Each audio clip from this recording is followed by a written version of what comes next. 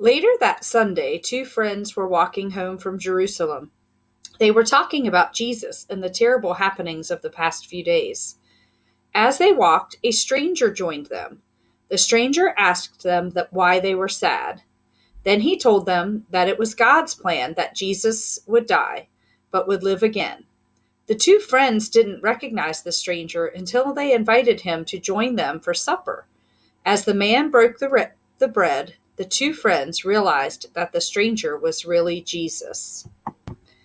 We hear in the Bible reading this week about Jesus walking with two of his friends on the road to a town called Emmaus, and they didn't realize it was Jesus at first until they broke the bread with him at supper. But we're going to make a shoe this week, or a flip-flop, to help remind us that we are always walking with Jesus.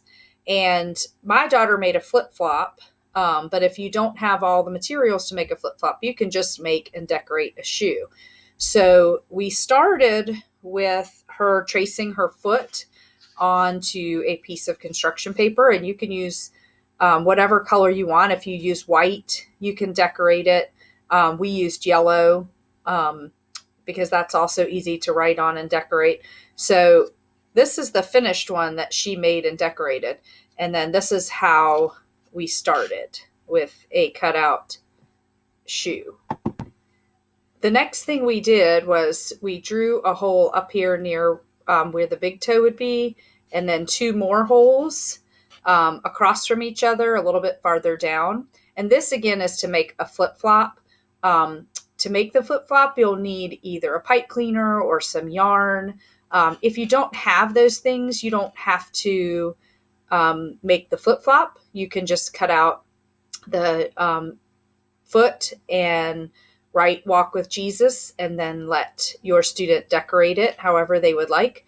But if you want to make the flip-flop, you put the holes in, and then you're going to need either string or a pipe cleaner to make the bands of the flip-flop. So I cut two small pieces of pipe cleaner, and I'm just going to put those in to the hole here. And on the back, I'm just folding it over so that it'll stay in. And then I'm going to place it through the hole here so that we have one strap of the flip-flop. And then I'm going to do the same with my other piece and put it through the other holes. And so now I have what looks like a flip-flop.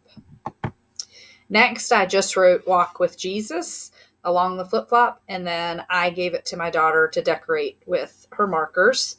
And you can use crayons or markers to decorate that. And that helps us to remember the story of Jesus meeting his friends on the road to Emmaus and walking with them and revealing himself to them so that they knew that he had been raised from the dead and that he was back with them and would always be with them.